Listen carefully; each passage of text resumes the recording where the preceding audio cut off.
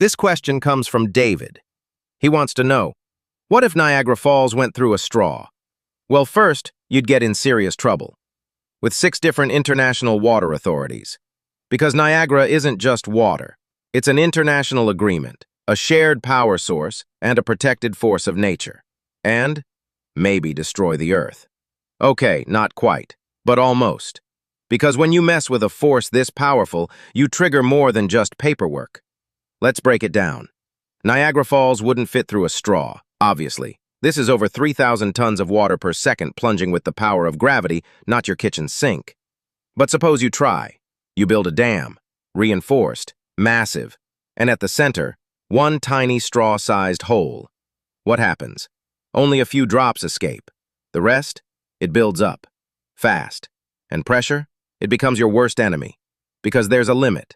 Fluids can only move so fast through tight spaces. It's a physical boundary, a law of nature you can't bargain with. Push harder. And something weird happens. The pressure drops so fast the water boils, without heat. It's called cavitation. Tiny vapor bubbles form. They don't just pop, they collapse. Violently. This isn't cute bubble bath stuff, it's the kind of force that rips metal apart from the inside. Your pipe? Instantly damaged. Even high-grade steel can't take it. It fractures, buckles, screams under stress. So, you try to fix it. You reinforce it. Add more pressure, maybe a better pump, maybe nuclear-level energy. Doesn't help. Because more pressure means more boiling, more vapor, more violent collapse. And now, your pipe isn't just failing, it's becoming a weapon. The vibrations grow, not little shakes but deep, resonant tremors that echo through the structure. The dam starts shaking. Cracks form.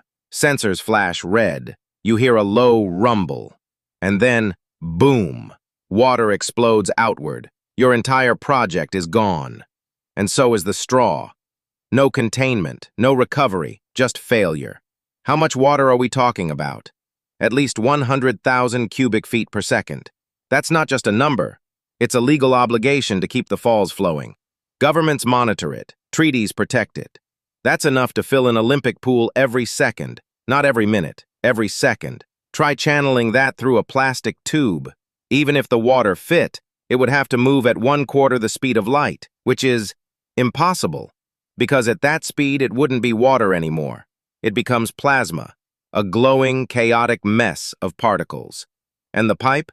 Vaporized, instantly. You'd need a super collider, energy from an entire star. And even then, you'd probably just cook the planet. So, in short, David, you can't funnel Niagara Falls through a straw. Not with current science, not with future science, not even in theory. But hey, thanks for the question. And if you're still curious, hit that follow and stay tuned, because next time, things get even wilder.